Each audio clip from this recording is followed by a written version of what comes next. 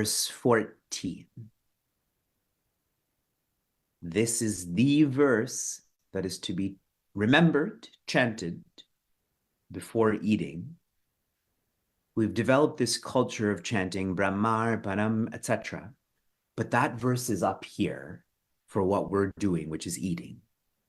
This verse is much more relevant, much more aligned with eating. Aham Vaishvanaro Bhutva Praninam Deham Ashritaha Prana Panasamayuktaha Pachamyannam Chaturvidam. Joy. Aham, that is Shri Krishna. What is he trying to share that he is? Vaishvanara, he is fire. Bhutva, Shri Krishna has become fire. So opening this up, the first point is there's a distinction between Shri Krishna, who is consciousness, and Shri Krishna, who is the creator.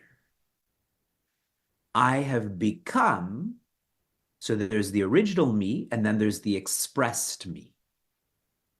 There is the consciousness that's now acting as the creator in the form of fire. Where is this fire? In us. In the previous verses, that light was outside. The sun and the earth and the moon and fire. He's now referring to our digestive system. The fact that our bodies are warm, that our bodies are hot, that is on account of Shri Krishna. Now all of the scientists, all of the physicians, all of the logicians are sharing, you're telling me Shri Krishna is the fire causing digestion when digestion itself is not causing that fire, is not causing that homeostasis. So two reflections on this. If you say that the heat in our body is on account of energy, then naturally I'm going to ask, where did energy come from? What does energy depend on? And usually people will stop there, but that's not true. More foundational than that is existence. Energy has to exist. Existence doesn't have to express as energy. So Shri Krishna is trying to share, you can feel your own fire. You can't feel the sun, but you can feel your own fire. Inquire. What is the source of this? Praninam, that's beings, deham, beings with the body, ashritaha, there's beings, these beings have a body, I am within all of this. This 1/4 is almost like Shri Krishna teaching diversity and unity. There's all sorts of bodies. Even in this home, I think there's 15 people staying here, all sorts of bodies. Yet, homeostasis, at least for the humans, is the same. The principle of keeping the body warm is the same. All of this is happening because of energy, but energy depends on awareness. So the first line is more about digestion. The second line is more about digestion of what? Prana, apana. Shri Krishna is sharing all that you input and all that you output. Prana tends to be associated with breathing, but it really means to input. Apana tends to relate to excretion, but really it means output. Everything you input. List some of the things that you've inputted this morning. Now, as you're thinking, you're going to talk about food, but you've inputted many more things than that. Water, sounds, media, emotions, all of that. How is all of that happening? Now, don't tell me that's because of energy. Your feeling of anger is because of energy. Awareness. The expression is limited. The source of these expressions is limitless. And very specifically, pachami, that is cooking or digesting, annam.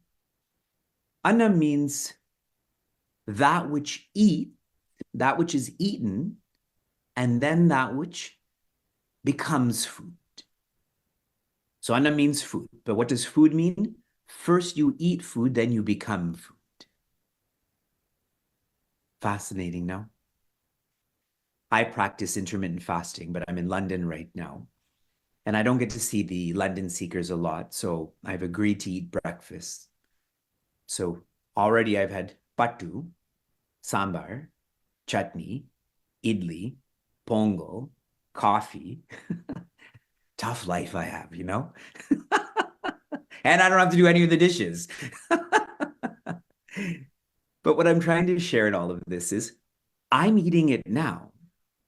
But fast forward, let's say 50 years, and Vivek's Vaishvana leaves this body and goes into another body. What will this body become? Pattu, sambar, chutney. I'm just going to become food for another being. Yes. So are you focusing on that which comes and goes, or how all of this is happening? Chaturvidam, very specifically, there are 4 textures of food that we consume. Food you chew, food you swallow, food you lick, food you drink, like that. Summarizing everything that's happening right now, Shri Krishna is using very worldly examples of ours, like what's happening with this body, our relationship with light, now our relationship with food. He's taking us from that which is limits or changing to that which is limitlessness or unchanging. One can only feel this when one is open to there has to be a creator of all of this. Everything is created, and we search for that creator, but we don't search hard enough, smart enough. So our finality tends to be energy. The Big Bang Theory, but where did that point of energy come from? How is it facilitated? This is on account of existence. Final reflection, and then I'll give you your application. How would you describe this? It's just a memo pad. You will say that it's a memo pad, it's green, it's paper, etc., etc., etc. But then finally you're going to get to it exists, correct? Because it exists, it has everything else. Try to treat exists as a substance, as a material. Because by feeling that, you will go into there is more. If this is a substance or material, where did this come from? That will help us to climb back up this tree to existence, to Sat.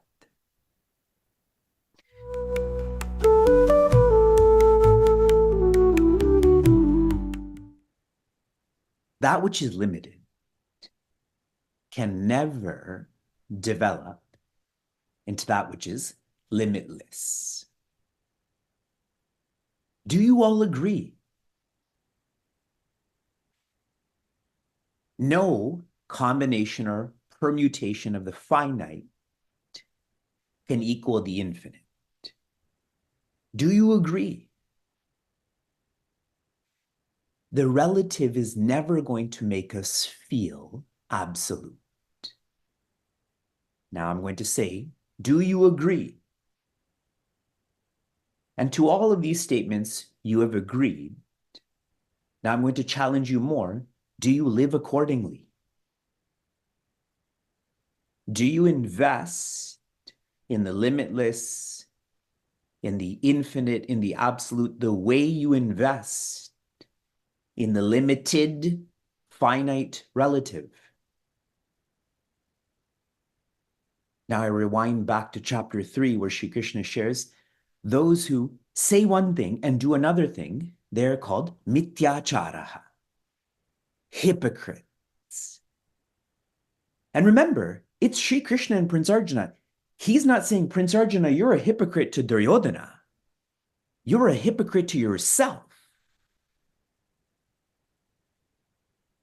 And that's why we're transitioning from chapter 14 to chapter 15. We already know chapter 14 doesn't work. We need chapter 15 to work. Chapter 15 is very much about asi, being, limitless, which is felt as limitlessness. And that's why this chapter is the spirit of Bhagavad Gita. We are trying to be the spirit. This whole chapter is the spirit. Verse 1, my reminder. When I say my, I mean for me. You need to come up with your own reminder. Upside down. The way I see this samsara vriksha is, instead of SQ being the most important, we've made IQ the most important. That's upside down. After that, we took up verse 12, the reminder for me, inside out. First, remember the foundational, and then go and live in the functional. First, know the original light, and with that light, interact with fire, moon, earth, sun. That too we have made upside down. This morning, I got up at 5:15, and I've been a spy for the past 2.5 hours because Vyasa and I are in the same room, and I'm tiptoeing around, studying, drinking coffee, taking a shower, leaving the room, and so on. And so when you have to act like a spy, you really engage in introspection. And I'm always stunned with myself and the people I interact with, how much exposure we have to the truth, yet how little we follow this. And I may come across as sounding very harsh, but if not now, when? How much more exposure is going to catapult us to following the Bhagavad Gita, especially this chapter? So functional, so little of a foundation. Then we took up verse 14. My reminder is warmth. Warmth. And so for me to live verse 14 is for me to be more warm. Be more warm to myself, to my family, to my community, to society, to humanity, to animals, to plants, to stones. This verse is talking about digestion. But digestion is unconscious. You can't do anything about that. So what does this verse mean to us? To be consciously warm. Now, zooming into this more, a way to practice warmth is to be less superficial. Superficial people are colder. Less superficial people are warmer. In London, I'm facilitating a workshop on caring for caring. We use the sentiment that I'm caring, but are you? And so one of our practices has been act clearly. Act clearly That means I have to have less mind games, because mind games are an expression of confusion. If I act clearly, that will help me to be less superficial, will help me to be more